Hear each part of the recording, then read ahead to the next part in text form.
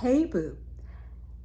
If you've been hearing a lot of new terminology in the manifesting community lately, uh, things like frequency, where it used to be talked about mostly vibration back in the days of The Secret, and that was around for quite a long time, and Abraham Hicks. And over time, it's morphed into talking more about frequency and the dimension that we've moved from 4D, which is imagination, to 5D, which is still going higher, which has to do with birthing the new earth, coming from a higher plane.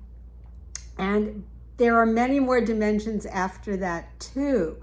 In Hinduism, they use a term called the tattvas, which they're said to be 17 of these planes of existence between a human being and the deity Shiva. So there's a lot going on that can, if you're new to the process, become completely befuddled and wondering, what am I supposed to be doing or feeling in order to experience everything from this high place or to elevate myself? And if you stick with me here, I will support your getting free from this morass of terminology. And it's not about necessarily knowing the meanings. You can Google all of that and read about it and study about it. But as Neville Goddard said, be a doer of the word and not a hearer only. Because taking in a lot of information, I've been there myself, because I'm like Miss Esoteric in terms of loving reading more occult, which is like hidden, secret, arcane, unusual, hidden word language on consciousness, and interpreting the Bible as a cheat code for consciousness. It's very much my thing. But I also know and deeply understand and deeply empathize with that feeling of being completely lost in terminology. Like it's an exam that you're studying for. You have to understand certain terms because of the type of profession that you want to study in comes with its own jargon, with its own terms. Certainly, if we're talking about law or medicine or mathematics, accounting, all of those things come with their own sets of language.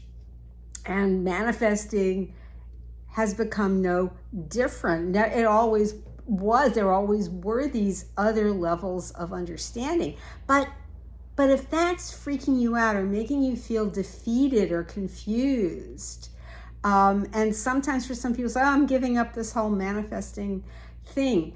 But of course, the first thing that you'll get reminded about is that you've been unconsciously manifesting your entire life. And the idea of being a conscious manifester is that you recognize the connection, and it's a whole different feeling, is recognizing the connection between your state of being, your mindset, your state of mind, and what happens in your life, that there is a continuous thread between the two, from the inner to the outer, as within, so without. This is often stated, and this comes from hermetics, from the hermetic sciences. So yes, these things are important to know, but if you get yourself tripped up over them, just let them go. They still they're there for you to understand as you want. But the key thing is, hang on here, that all of that is already embodied and encoded within you. You are God as the operant power. You are God taking on the characteristics of you. So everything, all of that wisdom is already embedded in you. But it's not going to come from the thinking, rationalizing, intellectualizing mind. I remember a story that was told back in my early days of studying Hinduism, going to an ashram, that there would be devotees of the spiritual master or disciples, and they could spend hours and hours and hours debating these very fine principles of various scriptures and teachings, and yet they themselves did not really walk the talk. They would rather just debate about it than live it. It didn't show up in their life. If you are just conscious about manifesting and recognizing the connection between your thinking patterns, your habitual ways of being, and what arises in your life for good or for worse, then you're in the game. You're already understanding and living from a point of knowing that manifesting means revealing or bringing forth. And it is as simple as that. And in terms of your frequency, it's knowing how you feel when some barrier that you had to understanding has dropped away, and that you might feel lighter or freer, happier, more joyous, more loving as a result of just letting something go that was inhibiting you or triggering you, that you had allowed more love to come in.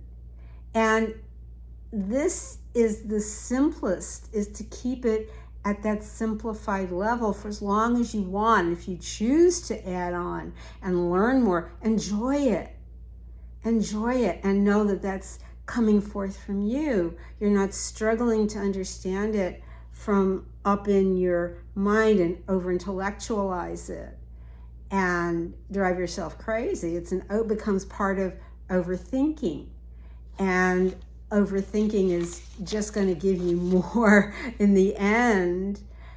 It just gives you more reasons to lie awake at night and stress your head out, whereas you can just let it go. And that's also as simple as dropping into the space of the heart, letting the breath take the mind to the heart. And just as an experiential practice, doesn't have to be full-on meditation. For some people, maybe meditation is something you love. Maybe it's not your cup of tea. It feels too much like you're suppressing your thinking mind. Don't worry about trying to smush your mind down. Say, oh, I'm thinking. I can't meditate. I don't know how to. It's just simply observing what arises. Your thoughts that come up, you just notice their thoughts. You're taking that neutral position. In a sense, you can enjoy just watching those things that show up, thoughts coming and going, because the space that you are, which is inside of consciousness, pure consciousness just is. And I did a recent video about the sky, comparing consciousness to the sky, that the sky doesn't care if the clouds come or the clouds go. When the clouds go, it doesn't feel ghosted by the clouds. It's fine if they're there, it's fine if they're not. And in a sense, that's the position you are in when you are quieting your mind.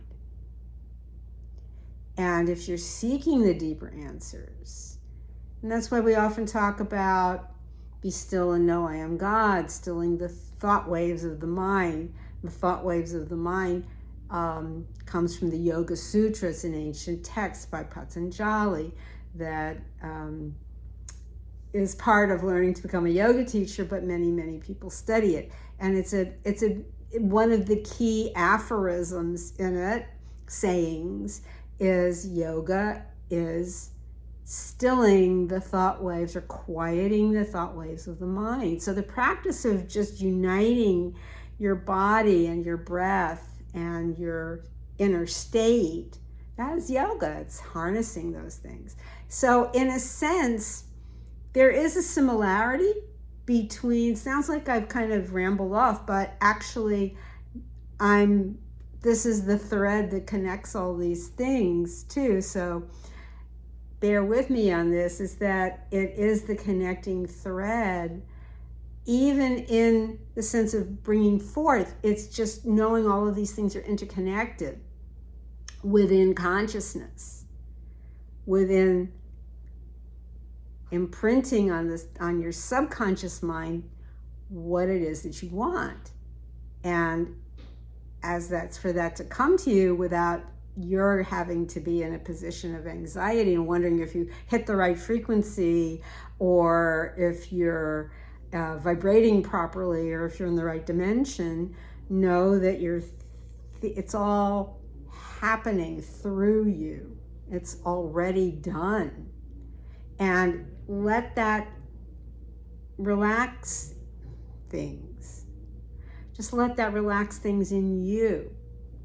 And keep it easy so you can go back into that state of letting the breath, as you inhale, draw your thoughts, your mind down into your heart space. And I encourage, when I'm working one-on-one with a client or in a small group situation, I encourage the students, the participants, to stop struggling to express themselves from their head, but instead to breathe and look down and gaze down softly into the heart, in the direction of the heart, and allow that inner wisdom in the heart to percolate upward.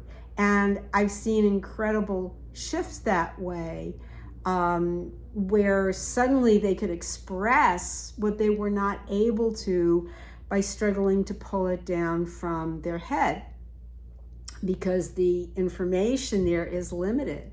When you go down into your heart, this is the inner ChatGPT of consciousness, that you're going to get the answers and you're going to get them fast. And it will surprise you how quickly what you want comes out, that can drop that barrier and help you recognize your oneness with everything. And that oneness can relax you. That sense of it is knowing that, yes, you are one with your desire, one with its fulfillment, one with the reality you want to create.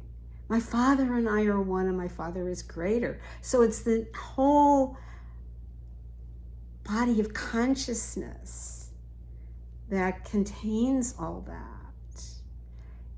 In the Heart Sutra of Buddhism, it's a beautiful celebration and understanding of that wisdom. It says, Gate gate paragate parasangate bodhisvaha, which means gone beyond, gone completely beyond, hail enlightenment. And that is you. You already that enlightenment, utterly beyond. So when you're in that flow, sometimes when you're concentrating on something that you're doing that's like a meditation, that being one with it, you might be fixing a meal, you might be making something for your home, whatever it is, it's going to draw your attention very deeply. And it's the same thing. It takes you into that flow. So if you feel that you're in that oneness, in that flow, that feeling of deeper affection and love is there, that there's more unbotheredness, that also is a sign that you're in the right direction. And just to allow that and let the knowledge that you need will show up for you, will manifest at the perfect time in the perfect way. Your own inner algorithm will bring that to you. You already are that, and you already have that. A Course in Miracles says, being and having are the same, and that's how. That's why. So my intention was that this would help you to be able to lighten up more around the topic of manifesting and around the feeling of being successful, that you already are that which you desire and that you already have it without the stress. Love you, boo. See you next time.